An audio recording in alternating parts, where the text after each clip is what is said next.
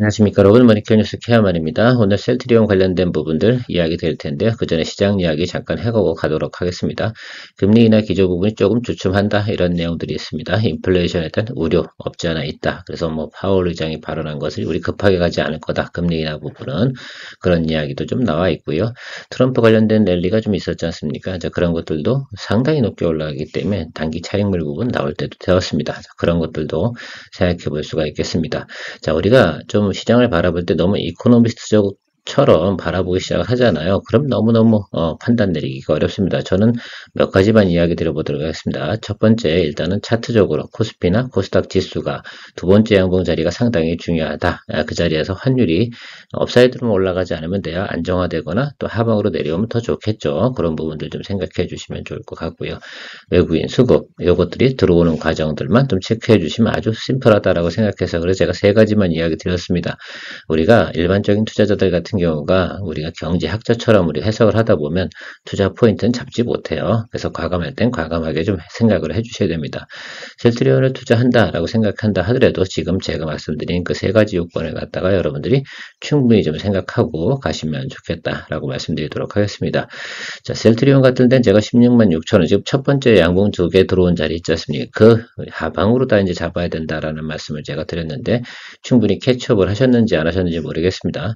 지난번 내용에도 그런 얘기를 드렸습니다. 그래서 여러분들 이제부터는 좀 관심을 보는데, 하방으로 내려가면서 양봉이 들어오는 자리, 지금도 아마 하방으로 내려갈 때는 신용융자 받으신 분들에 대한 분명히 반대 매매라든지 이런 것들도 발생이 될 겁니다. 그 부분을 갖다 우리가 충분히 좀 감안하고 매수 포인트를 좀 잡아가셔야 된다라고 말씀드릴 거예요. 그래서 제가 셀트리온은 긍정적으로 좀 봅니다.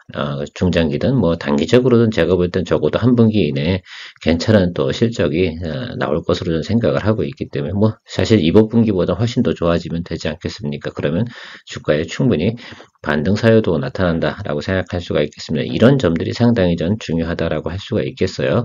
그런 사유들을 갖다 한번 왜 그런지 한번 이야기 같이 공유해 보도록 하겠습니다. 도움되시면 좋아요, 구독 플러스. 앞으로 그리고 셀트리온 관련돼서는요, 저는 공략을 열심히 할 생각이기 때문에 주기적으로 여러분들과 같이 좋은 내용들이 있으면 공유를 해 나가도록 하겠습니다. 우리가 공략 포인트를 잡을 때는 열심히만 리포트도 해야 되고 열심히 공부도 해야 되고 그런 거 아닌가, 이렇게 생각을 하고 있습니다. 일단 매출과 영업이익 부분에서 컨센서스를 하회한 부분, 이 부분이 주가의 하락 사유가 됐고요. 그 전에 사실은 한 달 전부터 실제로 다 외국계 리포트에서도 셀트리온은 주가에 대해서 하방 리포트를 내놨었어요. 그때 우리가 이미 수익 실현을 했었잖아요. 그런 것들을 좀 생각을 해보고 가시면 좋을 것 같습니다. 저도 사실은 경험치로 인해서 그런 부분도 충분히 해석을 하고 있어요. 다만 증권사 애널리스트들이 사실은 뒤에서 제가 이야기 드릴 텐데, 제가 생각해보면 지들도 다 알고 있었어. 그런데 그렇게 하지 않은 것 뿐이죠. 그렇지 않겠습니까? 그런 것들만 좀 생각해보고 가보도록 하겠습니다. 어쨌든 제가 말씀드린 건 매출은 계속해서 증가하고 있다라는 부분들을 지난번에도 똑같이 이야기 드렸습니다. 영업이익률 나쁘지 않아요. 23% 정도 나오고 있고, 다만 뭐가 안 좋은 겁니까? 그렇죠? 이 부분. YY 대비해서. 그리고 시장에 진펜트라가도 많이 팔릴 거다, 이런 표현들을 상당히 많이 줬잖아요. 그때도 사실은 그렇습니다. 하반기에 많이 팔린다고 했지 3분기에 누가 많이 팔린다고 했어요? 저는 그런 말도 본 적이 없는데요. 그래서 좀 시장에서 생각하는 부분들이 뭘까라는 것들이죠. 물론 영업이익이 덜 나오다 보니까 PER은 상당히 높게 갑니다. 그런데 이렇게 따져보면 삼성바이오로직스는 PER이 엄청 높지 않습니까? 그렇게 생각할 부분은 아닌 것이다라고 생각을 하고 있고요. 전체적으로 보면 일단은 우리가 조금 목표가가 하향되는 부분도 없지 않아 있었어요. 외국계 리포트도 있었고요. 그러나 그럼에도 불구하고 올해 들어서 어떻습니까? QOQ 대비 생각해보면 QOQ 대비해서 너무 기대치가 컸나요? 예, 그럴 수도 있습니다. QOQ 대비해서 영업이익은 계속해서 우상향하고 있다라는 것들입니다. 이 점은 여러분들이 꼭 염두에 주셔야 되는데, 오히려 어떻게 생각해보면 지난해 12월보다 이제 주가가 더 낮아요. 이렇게 생각해보면 웃기지 않습니까? 물론 지금 매크로 환경도 좋지 않다. 그러므로 여러분들이 지난해보다 어떻게 낮은 주가 수준으로 들어간다라고 한다 그러면 지금은 저평가 구간임에 틀림이 없다라는 부분도 부분도 좀 생각해 볼 수가 있겠습니다. 그리고 왜 앞으로 영업이익이 좋아질 거냐 이런 부분도 제가 충분히 뒤에서 자료를 가지고 설명 한번 드려보도록 할게요. 너무 복잡하게 생각할 필요는 없는 것 같아요. 그냥 눈으로만 보여도 그거를 어렵게 생각하지 않아도 좋아지겠구나라는 것들입니다. 과거에 우리가 이제 증권사에 나눈 기대치가 워낙 높았던 부분, 이 부분들이 저는 문제라고 저는 생각을 하고 있습니다. 자, 3분기에 대해서 원래 그렇게 좋지 않았습니다. 제가 보고 있는 것 중에 가장 많이 보고 있는 것들은 셀트리온에 대한 신용 융자 거래 양에 대해서만 좀 생각해 보도록 하겠습니다. 이 부분이 조금 더 빠져야 된다는 부분을 좀 말씀드리고 싶어요. 그래서 조금 주가가 좀 더 하방으로 내려갈 확률이 분명히 있다라는 말씀드리도록 하겠습니다. 이게 양이 많으니까 저기 좀 빠져야죠. 충분히 빠져주는 자리에서 매수세가 들어올 가능성이 상당히 높다. 저는 이렇게 해석을 하고 있습니다. 이 부분에 대해서만큼은 지난번에도 이야기 드렸어요. 지금은 뭐 미래 가치 또 뭐 실적 이런 것만 가지고 우리가 주식을 거래할 수 있는 내용은 아니다라고 좀 말씀드리도록 하겠습니다. 특히 수급 현황 이 부분이 상당히 좀 중요한데 공략을 한다 하더라도 이런 부분들은 꼭 체크를 좀 해야 되고요. 대처거래 부분 이 부분 같은 경우는 뭐 주가가 내려가면 내려갈수록 저는 조금씩 증가하는 것이 정상이다라고 좀 생각을 하고 있어서 뭐 그 부분은 긍정적으로 좀 보고 있습니다. 어쨌든 저 신용융자 저 부분 조금은 깨트려 나가야 된다라고 생각하고 저걸 한번 털어주고 나서 그 다음에 아마 가는 게 보통 일반적인 확률이다라고 생각을 좀 해주시면 좋을 것 같아요. 그래서 뭐 이런 구간에서도 사실 맞잖아요. 내려가는 구간 한 번 더 쭉 털리고 나가면 없잖아요. 그렇죠? 예, 그런 것들 한번 생각해 보시면서 여러분들도 조금 더 서둘러 매수하지 마시고 조금 더 지켜보면서 가시는 것이 되게 중요하다. 저는 뭐 그렇게 판단하고 있다 이렇게 말씀드리도록 하겠습니다. 진펜트라에 대해서 증권사가 컨센서스를 대부분 낮춰버렸어요. 미래에셋도 그렇고 뭐 이렇게 되어 있습니다. 자, 그런데 이게 2025년 거에 대해서 이렇게 하락을 시켰을까라고 생각해 보면 이거는 뭐 제가 볼 땐 이렇게 증권사에서 리포트 내놓고 있을 때가 어떻게 보면 주가가 가장 낮은 구간에서 빌빌빌빌 한다라고 저는 생각을 하고 있기 때문에 이 시그널들은 거꾸로 해석을 좀 해보는 쪽으로 가보도록 하겠습니다. 뭐 여기서 나와 있는 평균치보다 어때요? 이거보다 좋게 나오면 괜찮잖아요. 그러면 이런 생각을 좀 해볼 수가 있겠습니다. 내년도 1분기 때 말입니다. 한 1,500억 뭐 이 정도만 매출액이 나오잖아요. 그럼 저 컨센서도 확 바뀌어버릴 겁니다. 그렇지 않겠습니까? 자, 그래서 생각을 해보면 그런 것들을 좀 기대해 볼 수 있는 내용도 좀 충분히 있다. 자, 지금부터는 그런 진펜트라 매출에 대해서 왜 이렇게 난리까라고 생각하는 부분을 한번 생각을 해보자고요. 자, 애널리스트들이 이 부분을 생각을 안 하고 있었을까라는 부분들이에요. 자, 올해 4분기부터 처방이 눈에 띌 것은 보인다라는 것들이고, 근데 PBM 관련된 처방, 이거 제가 였잖아요. 10월 달에 완료가 됐어요. 대부분이. 제가 뉴스 본 것들을 계속 보면 말씀드리면 10월 총각을 해요.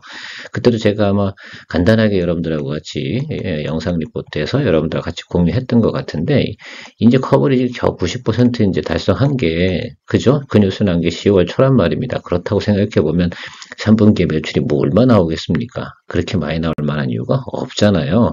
그걸 다 알고 있었을 텐데, 그렇죠? 그럼 그 전에 썼던 리포트들이 다 어떻게 돼요? 구라가 되잖아요. 제가 볼 땐 그렇게 생각이 들어요. 그러다 보니까 이제 뒤늦게 와가지고 저런 부분들을 낮춰서 나가는 것들인데, 저는 뭐 그 부분이 좀 게을르지 않나 이렇게 생각하고 있습니다. 어떻게 기자가 더 빠른지 모르겠어요. 특히 제가 미래에셋증권에 나온 연구원 리포트를 한번 생각해 보도록 할게요. 자, 보세요. PBM 등재 이후 보험료 환급이 개시되기까지 몇 개월 걸린다고요? 예, 3개월 걸린다고 그러잖아요. 저 뉴스는 아마 제가 이런 말씀 안 드려도 아마 셀트리온이 3대 PBM에 다 등재가 된 시점이 있지 않습니까? 그 시점이 종료가 된 시점이 얼마 되지 않은 건 여러분들도 금방 뉴스로 확인할 수가 있다라고 좀 생각을 하고 있으니까 그렇게 생각해 보면 말이에요. 3분기 때 이미 어떻게 돼요?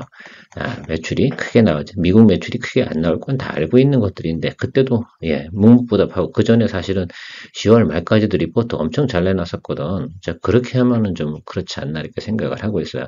어쨌든 삼성증권도 마찬가지고요. 이런 것들입니다. 다 알고 있었다라고 생각을 좀 하고 있어요. 그런데 하향 리포트는 내지 않았다라는 것들입니다. 이게 뭐 우리나라 현실일 수도 있고 아닐 수도 있다라고 생각하고 있습니다. 어쨌든 우리 뭐 저쪽 고점에서 수익 실현했으니까 이제부터 또 공략을 좀 해야 되지 않나 생각을 하고 있습니다.